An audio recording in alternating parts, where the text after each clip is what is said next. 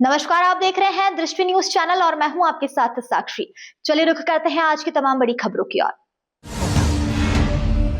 Indore police commissioner द्वारा शहर के सभी प्रमुख बस ऑपरेटर की एक महत्वपूर्ण बैठक ली गई, जिसमें हाल ही में शहर में हुई घटनाओं को ध्यान में रखते हुए कई सख्त दिशा निर्देश जारी किए गए।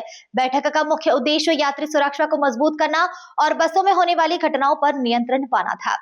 राजेंद्र नगर थाना क्षेत्र में शूटिंग प्रतियोगिता में शामिल होने जा रही युवती के साथ बस में ड्राइवर और कंडक्टर के द्वारा की गई छेड़छाड़ की घटना ने पूरे शहर में चिंता का माहौल बना दिया है।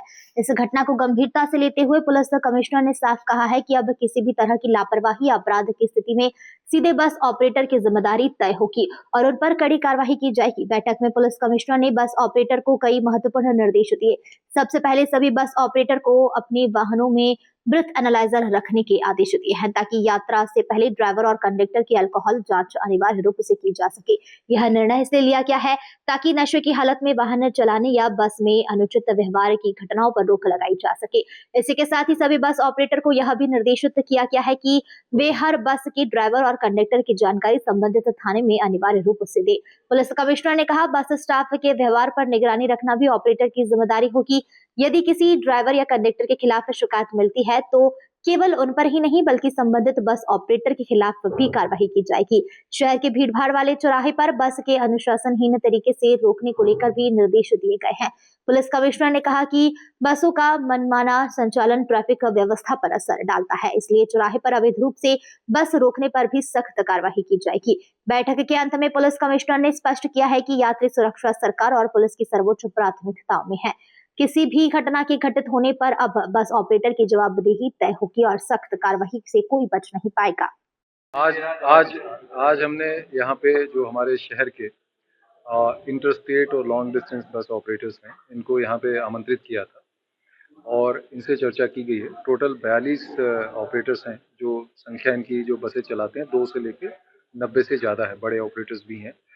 इनको जो पिछले कुछ दिनों में, पिछले कई दिनों से हम लोग जो देख रहे थे लगातार, और जो बस ऑपरेटर्स के द्वारा जो बसेज ऑपरेट की जा रही हैं, उसमें जो बेसिक सुरक्षात्मक सुविधाएं होनी चाहिए और जिनकी कई कमियां पाई गई हैं, उसके विषय में इनको अवगत करा दिया गया है। जैसे कि बसेस में सीसीटीवी कैमरे होने चाहिए, केबिन में भी और पैसेंजर साइड में भी, और उन सीसीटीवी कैमरों का फीड इनका एक कंट्रोल रूम होना चाहिए, जहां पे आना चाहिए, ताकि ये पूरी अपनी बसेज को मॉनिटर कर सकें।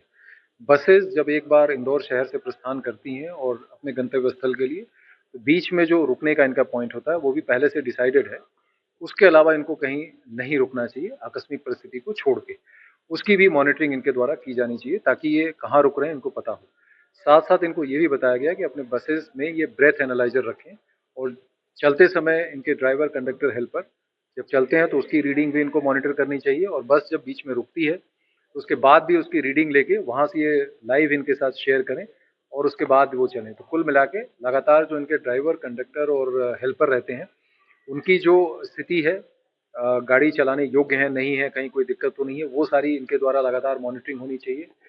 इनको बस कंडक्टर, ड्राइवर, हेल्पर के द्वारा किसी भी हालत में किसी पैसेंजर को केबिन में बैठा के ट्रैवल नहीं करना है। कई बार वो अपनी सुविधा से कर लेते हैं, उनको एक्स्ट्रा पैसे चार्ज करके।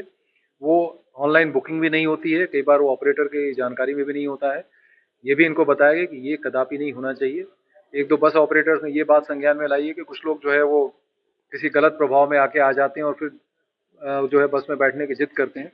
इनको ये बताया गया कि इसमें स्ट्रिक्ट रहें। अगर वो पैसेंजर लगता है कि वो किसी प्रकार से जो है वो योग्य नहीं है तात्कालिक रूप में बस में बैठने में, या उसको कोई परेशानी, दिक्कत है, या वो शराब का सेवन किए हुए है और ऐसा लगता है कि वो अंदर बैठे हुए पैसेंजर्स को परेशान करेगा, तो उसको उसको कदापि उसमें ना बैठने दें। और अगर उनके साथ कोई ज़्यादा इसमें झगड़े-वगड़े करने की बात आती है, तो संबंधित जगह की पुलिस मोबाइलें या पुलिस का उसमें सहयोग लें।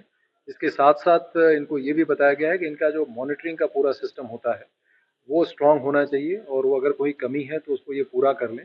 इसको 1 हफ्ते बाद ऑन द स्पॉट जाके पुलिस टीम रिव्यू की करेगी, और 1 महीने बाद जो है ये सभी हमारे जो संचालक हैं, जो ऑपरेटर्स हैं, उनको यहाँ पे बुला के उन्होंने क्या-क्या कार्रवाइयाँ की हैं और इनको अगर कोई कठिनाई आई तो उसको भी सुना जाएगा।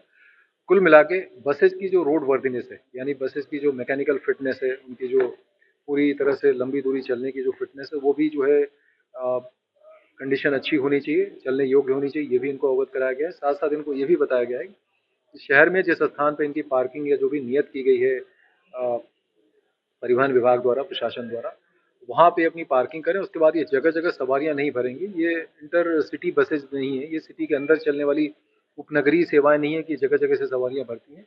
इनको तो जो स्थान निश्चित है, वहाँ से ही सवारी भरनी चाहिए और लोगों की सुविधा का ध्यान रखते हुए टाइमिंग वगैरह का भी ध्यान रखना चाहिए। ये सारी बातों पे समग्र रूप से चर्चा हुई है और सारे जो ऑपरेटर्स हैं, वो इस बात से सहमत हैं कि इन सारी चीज़ों को ध्यान में रख के पैसेंजर्स की सुरक्षा को, उनकी सुविधा को, उनके हर प्रकार की सुविधाओं को दृष्टिगत रखते हुए वो कार्रवाई करेंगे। उनकी 1-2 बातों की जो क्वेरीज़ थी उनका भी समाधान कर दिया गया है और मुझे लगता है कि सारे बस ऑपरेटर्स इस कार्य में पूरी तरह से भागीदार बनेंगे और जो सुरक्षा के संबंध में खामियाँ पिछले 1-2 संज्ञान में आई हैं और जो हम लोगों का जो आकलन पिछले कई दिनों से चल रहा था, पुलिस की टीमें हमने लगा रखी थी कि ओवरऑल इसमें जो सुरक्षात्मक कमियाँ हैं, उसको दूर कैसे किया जा सकता है, उसके संबंध में बात हुई है। साथ-साथ इनको ये भी अवगत कराया गया है कि इतने प्रयासों के बाद भी और सारी चीज़ें इनके संज्ञान में ला देने के बाद भी अगर कोई कमी रहती है और कोई घटना दुर्घटना होती है, तो बस ऑपरेटर्स के जो टॉप मैनेजमेंट हैं, जो इनके ऑपरेटर्स हैं, मैनेजर्स हैं, उनको ज़िम्मेदार मानते हुए उनके विरुद्ध जो है वैधानिक कार्रवाई जो भी होती है, वो की जाएगी, जिसकी ज़िम्मेदारी इनकी स्वयं की होगी। सर, बसों में यात्रियों को लेकर क्या पुलिस के नंबर भी चस्पा होना चाहिए? ये भी कराया जा रहा है, इनको डायल 112 के बारे में भी बताया गया है, एफआरवीज़ के बारे में बताया गया है और साथ-साथ जो पुलिस के हमारे अधिकारी हैं, जो संबंधित जैसे डिफरेंट ज़ोन्स में करती हैं, तो वहाँ के सीनियर ऑफिसर्स जो हमारे डीसीपी साहिबान हैं, उनके नंबर्स भी शेयर करा रहे हैं, ट्रैफ़िक के अधिकारियों के भी इनके साथ शेयर किया जा रहा है और इनको एक एसओपी भी बताई जा रही है, जिसके अनुसार ये बेहतर तरीके से, सुरक्षित तरीके से उनका संचालन कर पाएँगे।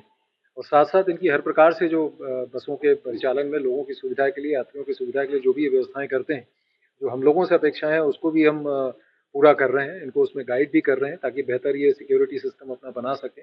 उसके पश्चात भी अगर इतनी सारी चीज़ों के डिस्कशन और उसके एसओपीज़ के बाद भी अगर कोई ये त्रुटि जानबूझ के करेगा और कहीं भी कोई यात्रियों की सुरक्षा को कोई भी खतरा उत्पन्न हुआ, तो सीधे इनकी ज़िम्मेदारी इसमें नियत की जाएगी। फिलहाल खबरों में इतना ही। तमाम खबरों के लिए बने रहिए हमारे साथ।